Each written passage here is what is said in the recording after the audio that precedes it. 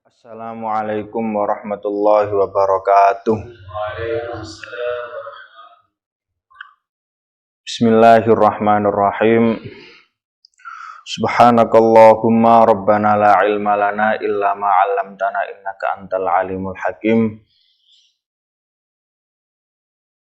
Rabbis shrah li sadri wa yassir li amri wa hlul 'uqdatam min lisani yafqahu qawli.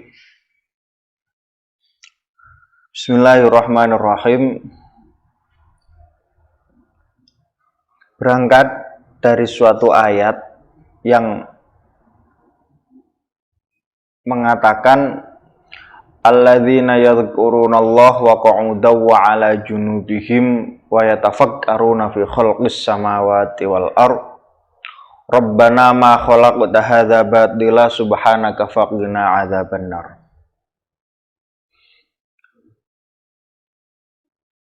Jadi wong sing diarani ulil albab. Ulil albab itu adalah orang cerdas. Bahasa hikame awake dhewe, orang yang mampu menerjemahkan waridatul ahwalnya. Jadi awake dhewe wiridan muhasabah ku wirid. Sesuatu pemahaman yang datang setelah kita berproses muhasabah atau ketika muhasabah kuwi jenenge warid. Warid iki sesuatu sing datang teko buahe wirid. Nah, itu bisa dipahami ketika kita gelem bernalar, ketika kita gelem bertafakur, ketika kita gelem bermuhasabah. Dadilah awake dhewe kepingin duweni predikat ulil albab, awake dhewe kudu gelem nyedek marang Allah. Nyedek marang Allah secara syariat yang paling gampang ki apa? Ya wiritan. Ritual wirid, salat, wiridan. Wis media nyedekne awak, nyedekne manah marang Allah Subhanahu wa taala. Wa qu'udan wa 'ala junubihim, ing dalam obalan menenge awake dhewe. Teko proses itu, dari ritual itu, setelah itu kita perlu bermuhasabah, perlu angen-angen wa yatafakkaruna fi khalqis samawati wal ardh. Perlu bertafakur. Ngangen-ngangen apa sing terjadi ning ngene sekitar awake dhewe. Ning ngene manahe awake dhewe. Ning ngene lingkungane awake dhewe sampai engko berkembang ning ngene semua ciptaane Allah Subhanahu wa taala. Ya tentu nih dalam penciptaan iki awake dhewe kadang-kadang nampa warid ciptaan sing dirasa ning manah apik, nampa warid ciptaan sing dirasa ning manah kurang apik. Tapi lek awake dhewe nyedheke marang Allah Subhanahu wa taala kuwi bener, akhirnya awake dhewe nemokno satu pemahaman Rabbana ma khalaqta hadza batila. Kabeh ciptaan Allah Subhanahu wa taala kuwi mesti enek manfaat. Tergantung piye carane awake dhewe ndelok lan carane awake dhewe nggunakne. Tai kuwi gilani. Wadak zahire tai kuwi gilani, gak enek wong gelem dikeki tai. Tapi gawene wong sing iso ndelok tai iki suatu kemanfaatan, misalnya difermentasi dadi pupuk. Misalnya tai kuwi digawe rabuk. Misalnya tai kuwi digawe alat utawa media untuk menyuburkan tanah yang akan ditanami oleh seorang petani, tai kuwi ya dadi sesuatu sing apik. Sesuatu sing manfaati. Padha karo awake dhewe di dalam melihat kehidupan iki. Kehidupan kuwi, peristiwa yang terjadi dalam kehidupan kita sifatnya sakjane netral. Krana wis enek pagerit kodok kodar sing wis ditulis karo Allah Subhanahu wa taala skenario ceritane piye. Kejadian itu menjadi kejadian yang biasa, menjadi kejadian yang luar biasa, atau menjadi kejadian sing biasa-biasa ae, biasa-biasa nyeneng nih, biasa-biasa gak nyeneng nih. Itu tergantung bagaimana kita melihat sesuatu itu. Maka dalam kehidupan orang mung manah sing kudu diresiki, tapi akal ya kudu dibenerno di dalam melihat kenyataan, di dalam melihat peristiwa di dalam kehidupan. Jadi awake dhewe mari wiritan bareng-bareng iki mau, mari sholawatan, mari dikiran, nyedek iling Allah Subhanahu wa taala, nyedek marang Allah Subhanahu wa taala kanthi asma-asma sing apik. Iku dalam rangka memupuk spiritualitas kita, menguatkan ruhaniyah kita. Fungsinya apa menguatkan ruhani? Fungsinya menguatkan ruhani adalah bagaimana manah kita iso dadi tambah cedek marang Allah Subhanahu wa taala sehingga hidup ini semakin menemukan makna. Setelah awake dhewe melakukan proses itu ngaji hikam, ngaji ikhya, ngaji sirah nabawi, itu adalah bahan media muhasabah. Ora enek artine awake dhewe ngaji, ora enek artine awake dhewe wiritan utawa nyedek marang pangeran tanpa sebuah labet sing iso ndadekne awake dhewe tambah yakin marang Allah Subhanahu wa taala. Keyakinan itulah sing akhirnya nanti gawe bahasane yai menghindarkan kita dari kesirikan. Sirik itu apa? Penyekutuan terhadap Tuhan. Memang tekoni sirik ini macem-macem dalane. Iso pas angen-angen, iso pas macem-macem lah, iso pas ngadepi masalah, iso pas seneng, iso pas bunga. Mulai kuwi antara spiritual dan intelektual, antara proses wiritan lan proses angen-angen kuwi kudu mlaku bareng. Yaiku sing diarani ulil albab. Ulil albab itu sapa? Orang yang mampu menemukan hikmah dari proses ritualnya. Apa ukuran, apa hikmah kuwi piye to? Hikmah kuwi satu pemahaman sing menjadikan tambah yakin awake dhewe, tambah cedhek awake dhewe marang Allah Subhanahu wa taala. Jadi ngaji kuwi, misalnya awake dhewe ngaji sirah nabawi. Dalam bab kemarin 40 tahun sebelum 40 tahun sebelum Nabi diangkat menjadi seorang Rasul, kelahiran Nabi, dan 40 tahun sebelum Nabi diangkat menjadi seorang Rasul. Neng kono enek peristiwa sing enek ning ngene. Tarikh Nabawi ku yo mek dadi peristiwa tok. Mek dadi cerita tok. Nek mana ya awake dhewe ora duwe sambung secara ruh karo Kanjeng Rasul. Ya wis jadi cerita tok, kok cerita Naruto, koyo ceritane Ipin Upin, koyo cerita komik, iki dadi cerita tok ae. Misale nyon sewu enek wong sing ora beriman, kendelok ceritane Nabi, yo ndek gak beriman. Akhirnya waridatul akhwali dhek ya mengupas kekurangan-kekurangan yang dimiliki Kanjeng Nabi untuk memupuk ketidakyakinannya, kesirikane, kemusyrikane. Tapi gawene orang-orang sing beriman, gawene orang-orang sing memahami proses sinambungnya manah lewat sholawat, lewat dzikir, lewat macam-macam ritual-ritual ketuhanan yang sudah dipatok dalam ajaran. Jangankan kisahnya, namane tok disebut kuwi ae iso dadi sababiyah manzilah, sababiyah demene, sababiyah tresnane, tambahi tresna marang Allah Subhanahu wa taala. Mula ada beberapa peristiwa-peristiwa yang kemarin sempat kita bahas dalam kelahirannya Kanjeng Rasul. Yang pertama, lambang-lambang kesirikan kuwi hancur.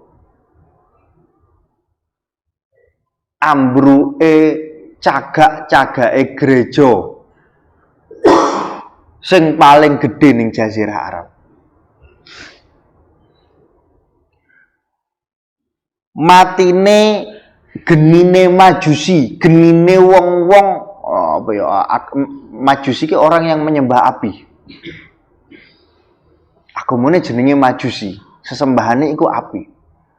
Api yang disembah ribuan tahun sing enek ning ngene Damaskus itu juga padam. Artinya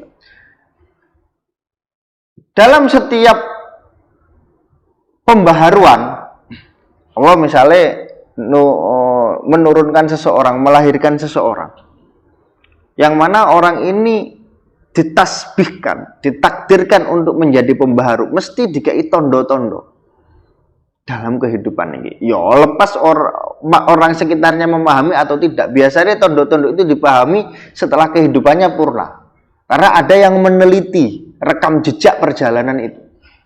Biasanya ngono.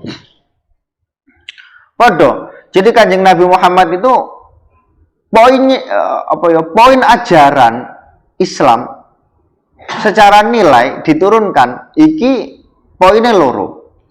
Siji, bagaimana mengesahkan Tuhan dengan seesa-esanya. Makanya pintu masuknya asyhadu alla ilaha illallah, orang enek pangeran, bersaksi bahwa tiada Tuhan selain Allah, pengesaan dengan seesa-esanya.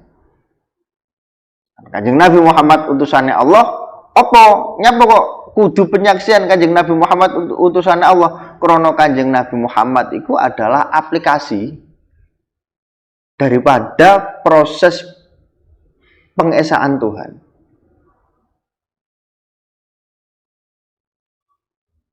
Apa kuwi? Dawe Kanjeng Nabi, innama bu'istu liutammima makarimal akhlak.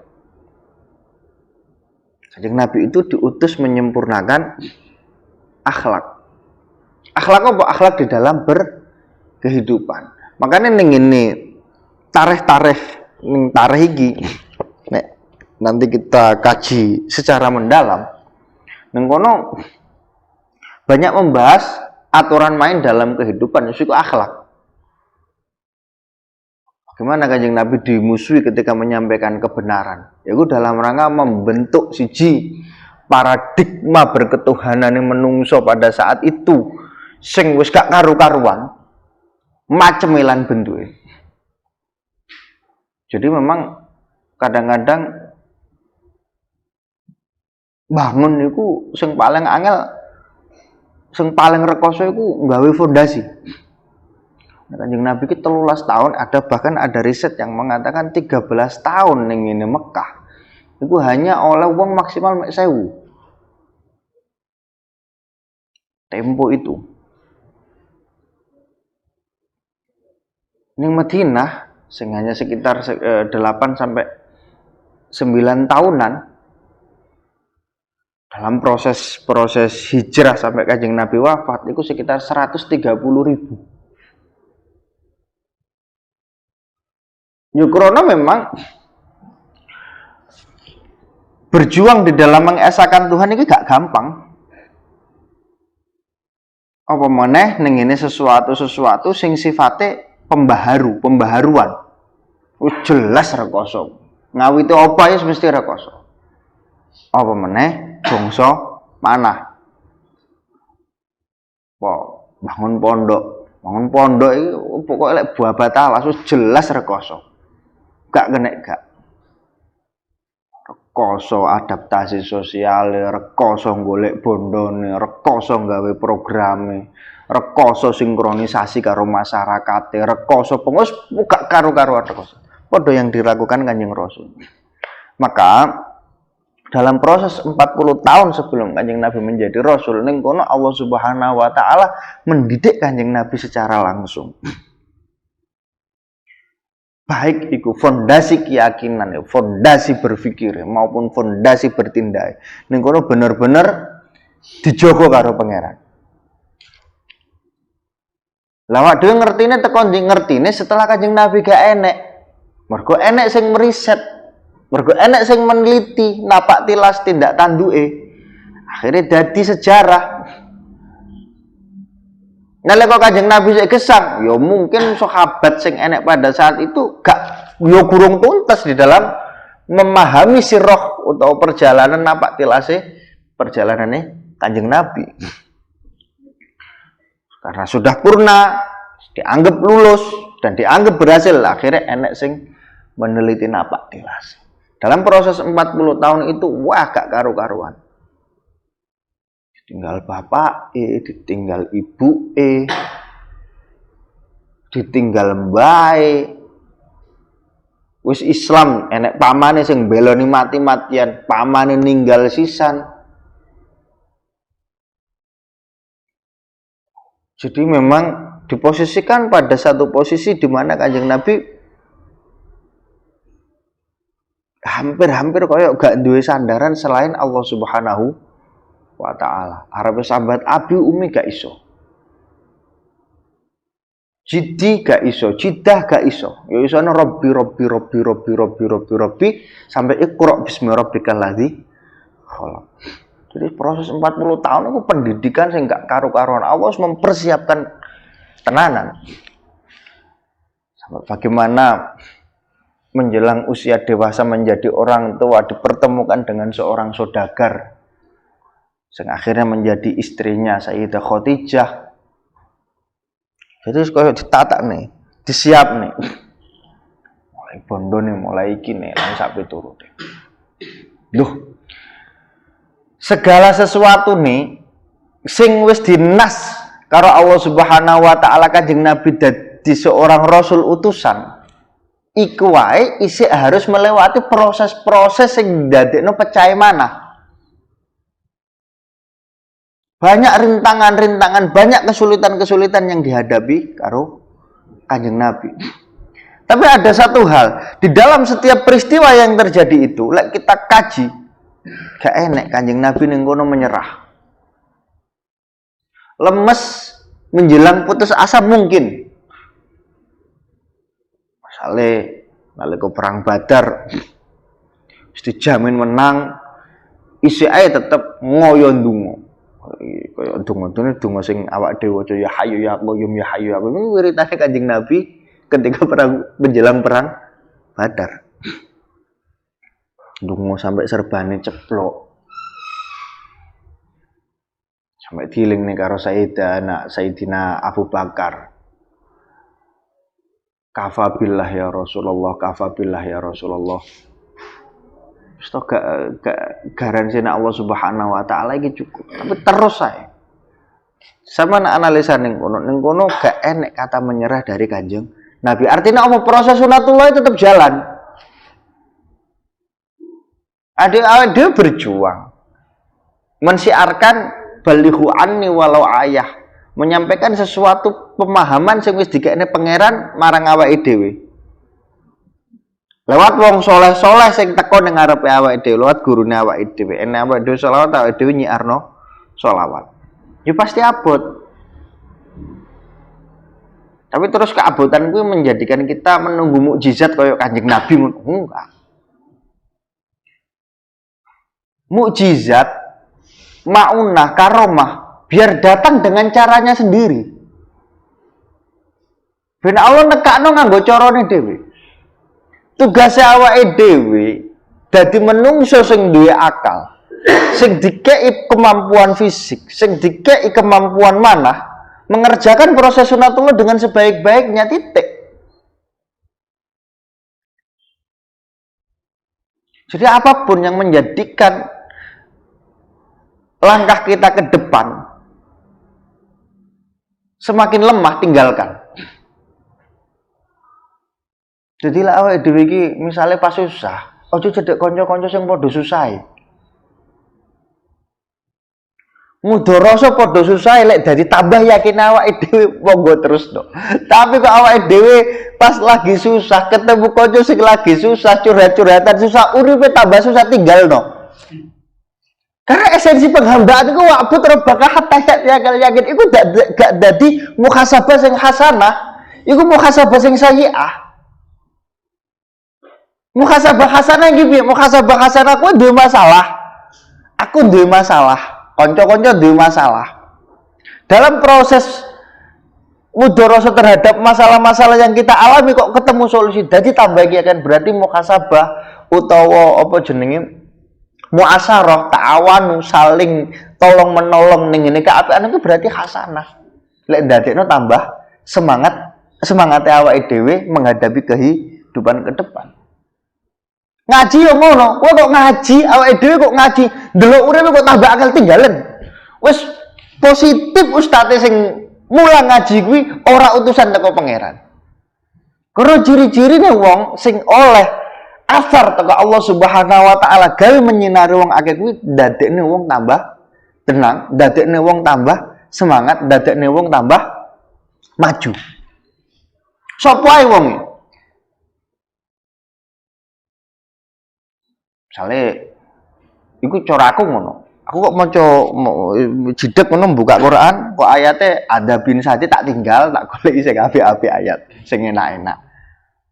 Ora kok awake dhewe menafikan bahwa ada ayat-ayat bahwa enek memang siksaan-siksaan iya enek, siksaan Allah iki enek. Tapi rahmat Allah itu luwih gede. Jadi entah waridatul akhwal sing teko marang ngene awake dhewe kuwi sesuatu sing nyenengne utawa sesuatu sing garek awake dhewe wedi. Intine selama itu menjadikan langkah kita ke depan semakin maju, semakin enteng, teruskan. Kok dadi penghambat langkah awake dhewe ke depan, delok pangeran kuwi cepet tinggalkan. Jadi awake dhewe ya ora usah apa ya 100% mengikuti napak tilas sing enek ning sira nabawi. Misale Kanjeng Nabi nikah umur selawe, bojone umur 40. Kowe ora usah golek bojo sing umur 40. Kowe umur selawe nek wong wedok sing ayu ora bisa ayu ae. Gak usah ngenteni padha Kanjeng Nabi kudu rondo sing sugih, ketelat kok. Awake dhewe gak oleh kaya Sayyidah Khadijah iku limited edition. Lah itulah pentingnya awake dhewe bertafakur. Bertafakur di dalam peristiwa yang kita alami, di dalam sesuatu yang kita hadapi. Jadi akal itu adalah sebuah filter sing dadekno awake dhewe melihat Allah kuwi dadi tambah akbar.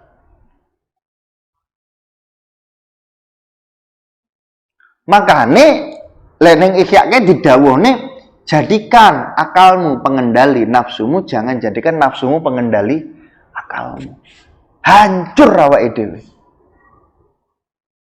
Bahkan di dalam dawuh sing rada coraku rada radikal ya. Dawuh yai, nang pokoknya sesuatu sing ora mlebu ning akalmu, ora usah mok lebokno keyakinanmu. Aku tahu didhawuhi ngono. Lah, karena awake dhewe duwe filter sing jenenge niat belajar kuwi mau selamat-selamat. Apa meneh ditambahi sholawatan, apa meneh ditambahi donga-donga sing apik, ala terbimbing.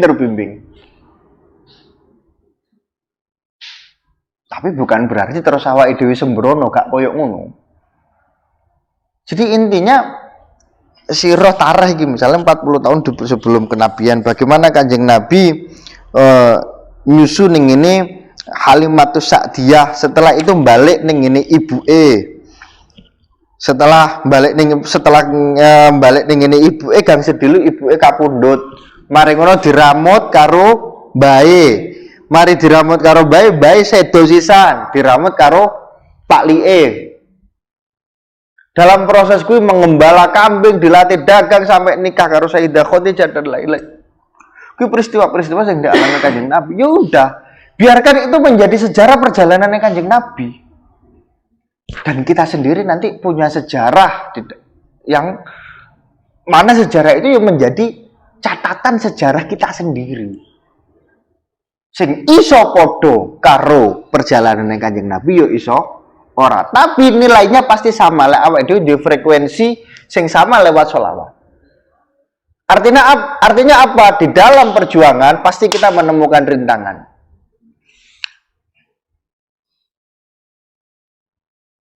Di dalam kebaikan yang kita jalankan atau kita ajarkan pasti kita menemukan hambatan. Prinsipnya mesti koyok ngono. Bahasa taklimnya khazainul muna ala qanatiril mihan.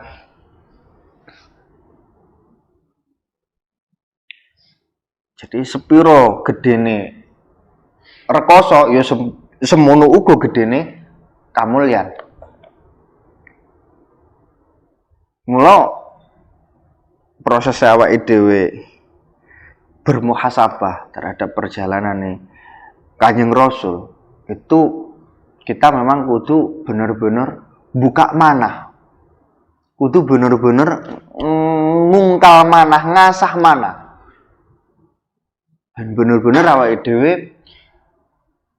duwe manah sing korip, duwe manah sing padang, sing iso cedhek karo pangeran, sehingga awake dhewe iso menangkap hikmah-hikmah sing bakal turun. Dan apa sing dadi sumber hikmah? Kabeh ciptaan Allah Subhanahu wa taala kuwi dadi sumber hikmah. Rabbana ma khalaqta hadza batila. Dalam satu ayat dikatakan koyo ngono.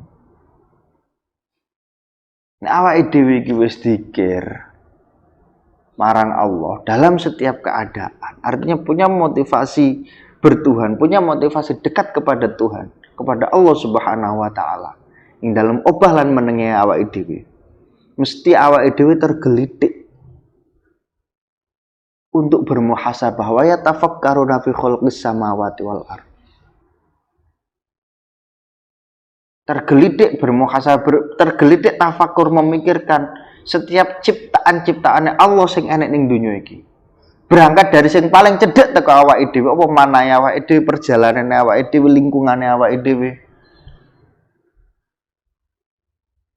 Ciri-cirine, tondo-tondone ketika awake dhewe manah lan akale kuwi apa jenenge keceblokan jenenge anugerah sirrun min asrorillah, yaiku manjinge pemahaman rahasia-rahasia sing selama iki tersingkap, yaiku awake dhewe delok ciptaan-ciptaane Allah Subhanahu wa taala utawa sesuatu sing ning ngarepe awake dhewe iki, awake dhewe bisa memanfaatkan itu dan menjadikan itu menjadi sesuatu yang manfaat. Mbuh manfaat kuwi bangsa dhahir, mbuh manfaat kuwi bangsa batin, terserah. Kok awake dhewe ndelok kahanan enek sing ketok batile, berarti enek sing kurang di dalam proses bermuhasabah awake dhewe. Wis mek ngono tok. Nah iku kudu ditingkatno. Itulah kenapa utlabul ilmi minal mahdi ilal lahdi. Golek ilmu mulai lahir ceprot sampai mati mungkin. Jadi Allah Subhanahu wa taala iku demen marang kawulane sing berjuang ning dalane Allah Subhanahu wa taala nganggo cara sing apik, cara sing terstruktur, sofan ka'annahum bunyanur marsus. Innallaha yuqatiluna fi sabilihi sofan, bersof-sof ka'annahum bunyanur marsus, kaya bangunan suatu gedung yang tersusun dengan rapi. Jadi proses sunatullah kudu tetap jalan. Bangunan itu apa yo? Yo iman, ilmu, amal. Enek wong sing imane terpupuk, kuwi dalan pertamane lewat ilmu, akhirnya ndeke terus beriman, mari ngono ndeke beramal. Enek wong sing beramal ae. Misale selawat, nyapa melok salat jombo melu-melu ae. Pokoknya aku nglakoni sik. Dari bersolawat, beramal, ndeke duwe pemahaman iman misalnya. Kok aku duwe pemahaman ning ngene, pangeran ternyata akbar. Teko pemahaman iku dadi iman, akhirnya dadi ilmu. Enek sing proses koyo ngono. Dawuhe yai, siri sing ditampa karo menungso iku beda-beda. Ya enek sing memang proses kamil, proses sempurnane dadi menungso. Sempurnane dadi menungso apa iso memposisikan diri sesuai patrat sing dikehendaki karo pangeran, sesuai karo catetan kodok-kodare dhek. Iku lewat iman dhisik, meyakini, berilmu terus beramal. Enek sing beramal terus berilmu terus beriman, enek sing beramal beriman terus berilmu. Padha ae. Malbune teko dia iso.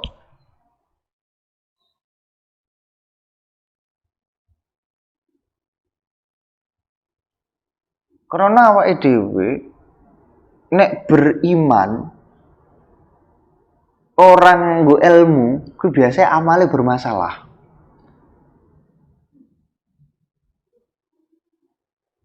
Beramal berilmu orang nganggo iman malah masalah neh. Beriman, berilmu orang beramal, wah iki yo masalah. Jadi ku sak paket. Jadi proses nyedek marang pangeran, proses tafakur, karo proses nglakoni keapian sing wis ditampa, kuwi sak paket sing kudu dilakoni bareng, ora iso dhewe-dhewe. Karena awake dhewe mari selawatan dikongkon ngaji, oleh-oleh awake dhewe teko ngaji, proses akliyah kuwi mau iso sesuk dadi amaliyah sing hasanah. Sehingga awake dhewe manggon ning ngene wilayah ketuhanan, wilayah rububiyah iki mutmainnah. Iso jenek madep mantep mancep, wah kira-kira ngono lah. Lah dalam proses Kanjeng Rasul menuju kerasulan itu banyak peristiwa-peristiwa yang harus dilalui, mulai suka duka sedih gembira dan lain-lain itu benar-benar dilalui silih berganti, mulai disembah wong, didewakno wong saking jujure saking apike ya tahu, diinakno wong karena dianggap pemecah belah ya wis dilakoni,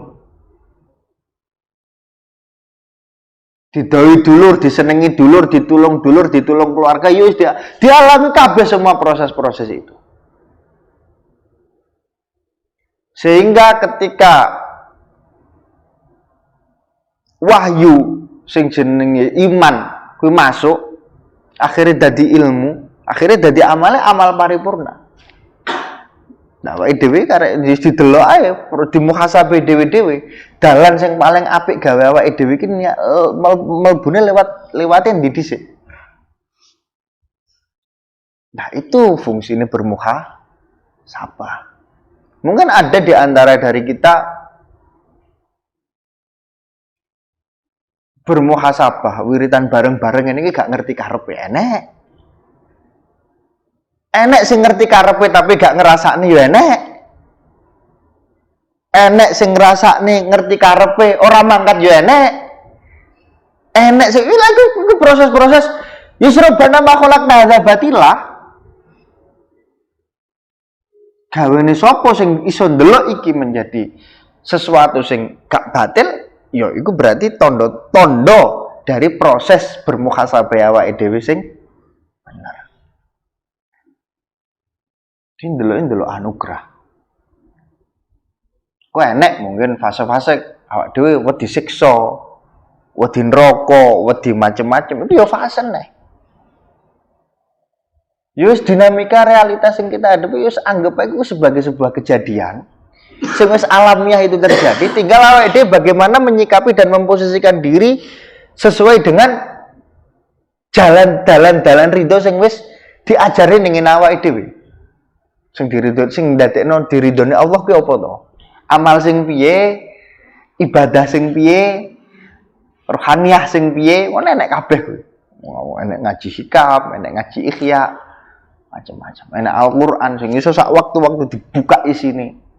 Kuwi iso dadi proses muhasabah, iso dadi proses petunjuk. Gak iso maca Arabe golek terjemahe akeh saiki. Google pirang-pirang sembarang pirang-pirang. Tapi lek rohanine awake dhewe wis dadi rohani sing mutmainnah, pasti pelajaran-pelajaran itu akan kita dapatkan. Nah, enake nek wis ruhnya sambung iki koyo ngono. Dan kok yo untunge awake dhewe sambung ruhe lewat sholawat. Ini Kanjeng Nabi ini oleh wa ahli Muhammadin ma'asidikin wa sallallahu ini oleh. Sehingga ya wis awake dhewe karek dadi dan wa khalifatan saburan sakura. Aja mung dadi kawula sing apik tapi dadi khalifah sing bener. Karena urip iki gak mung dadi kawula. Maka memang penting dalam kehidupan ini kita punya sikap. Tentunya sikap sing piye, sikap yang bisa kita pertanggung jawabkan. Mulane nek awake dhewe delok napak tilas perjalanane Kanjeng Rasul, ngono banyak problematik sing memang benar-benar real dialami oleh semua manusia.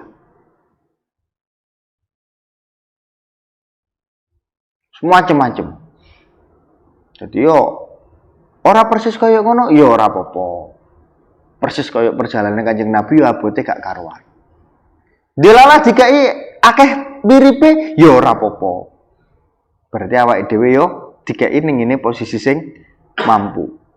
Dilalah kadang mirip, kadang jelentang kado, gak mirip blas yo ora apa-apa. Wong jenenge proses belajar. Jadi digoleki sing enak-enak ae. Jadi bagaimana kabar gembira bahwa jadi umat Muhammad kuwi dijogo, dimaksum.